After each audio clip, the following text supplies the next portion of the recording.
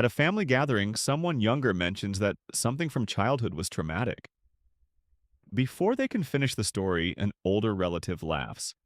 Trauma, that was just Tuesday. Everyone at the table laughs with them. Then the stories begin.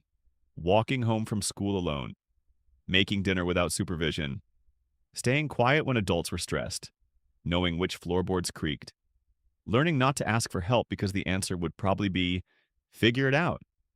The memories are told with pride, almost like medals earned in a childhood obstacle course. We survived. It made us independent. Kids today couldn't handle it. And maybe that pride is real. But the most revealing part may not be what happened. It may be how quickly every uncomfortable memory becomes a joke, a comparison, or a lesson about toughness. When someone calls a painful experience just growing up, does that mean it had no effect? Or did they learn so early that being affected was not an option?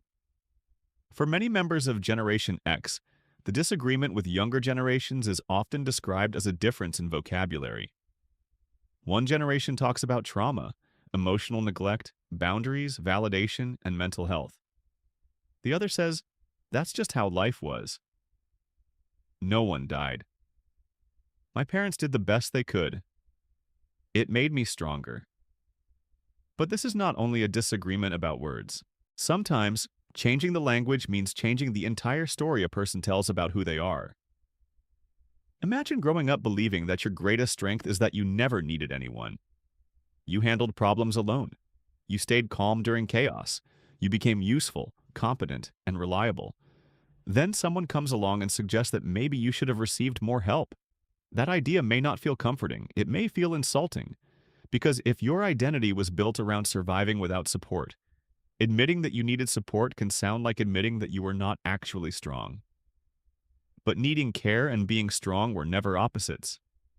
A child simply may not know that. Children do not evaluate their homes against some ideal version of childhood. They compare their lives with what they repeatedly see around them. If every kid in the neighborhood goes home to an empty house, being alone feels normal. If every parent avoids emotional conversations, silence feels normal. If children are expected to manage adult responsibilities, growing up too early feels normal. Normal does not always mean harmless. Sometimes it only means familiar. A child cannot easily say, the adults around me are emotionally unavailable, so I am adapting by suppressing my needs. The child says, this is just how families work. They learn the rules. Do not complain. Do not create more problems. Do not cry where someone can see you. Solve it yourself.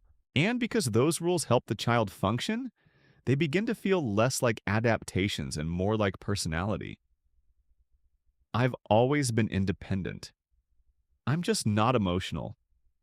I don't need much. But sometimes, I don't need much really means I learned not to expect much. That is a very different sentence, and recognizing that difference can be uncomfortable because it raises another question.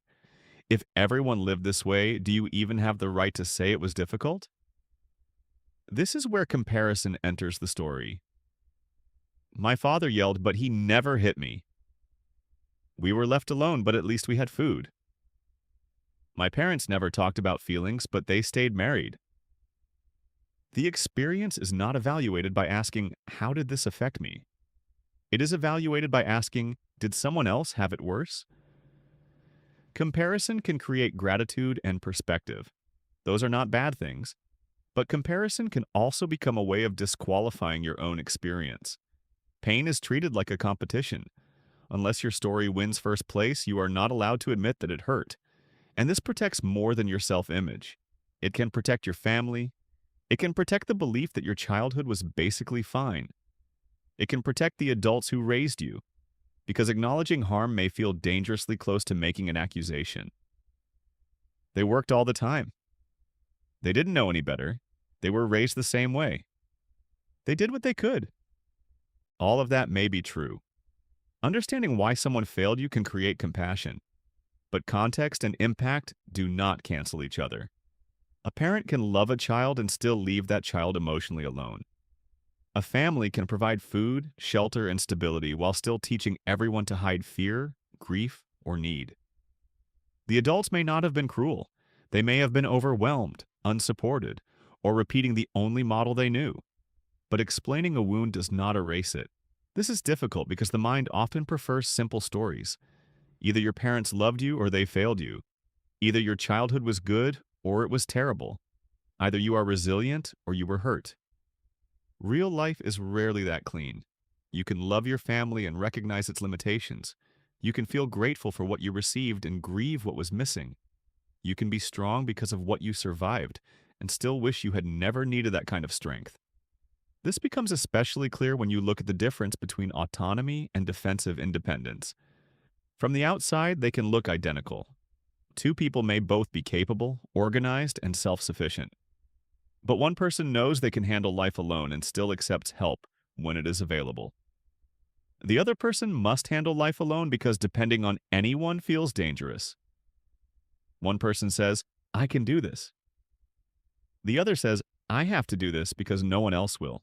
That second person may refuse support even when exhausted. They may redo other people's work, avoid delegating, and feel anxious when they are not in control. They may be the person everyone calls during a crisis. They solve problems. They anticipate needs. They remain calm while everyone else falls apart. But when they need something, they disappear. Competence has become more than a skill. It has become proof of worth. As long as they are useful, capable, and undemanding, they feel safe. And when someone else openly expresses a need, it may trigger irritation. Why are they making such a big deal out of this? Why can't they just handle it? Sometimes we judge in others what we were never allowed to express in ourselves. That does not mean every independent person is secretly wounded. Some people truly developed flexible, healthy autonomy. They can solve problems, enjoy solitude, and take pride in their resilience without feeling threatened by vulnerability. The question is not whether you can stand alone. The question is whether standing alone is a choice. Can you accept care without feeling weak? Can you ask for help before reaching your breaking point? Can you let someone else take responsibility without preparing for disappointment? Can you rest when nothing is wrong?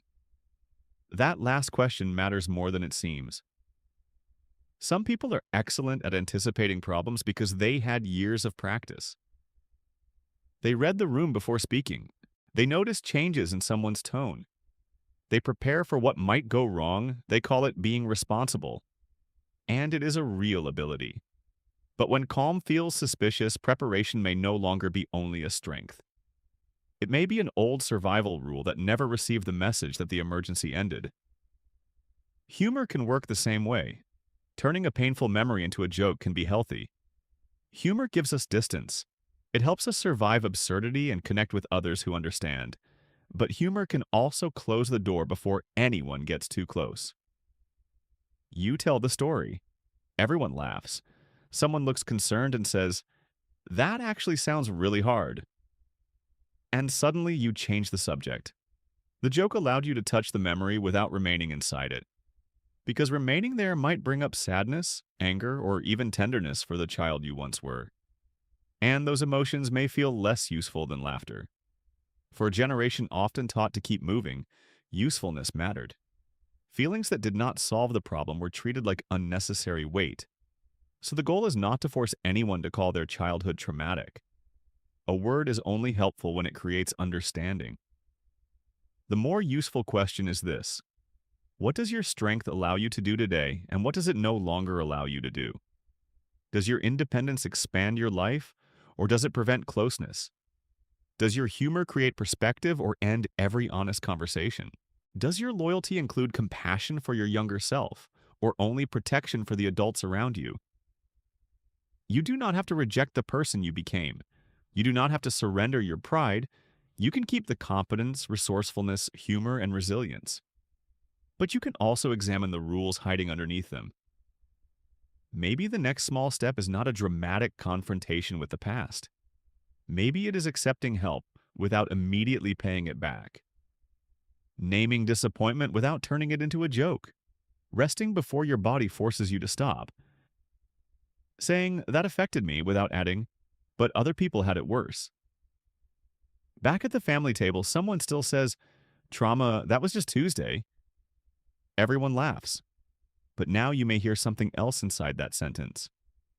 Not only toughness, not only denial, perhaps adaptation, loyalty, pride, grief, and a child who became capable because capability was the safest thing available. Surviving something can create real strength. But your strength does not prove that the conditions were necessary. You can honor the person who learned to survive without continuing to defend everything they had to survive. And maybe maturity is not proving that nothing affected you.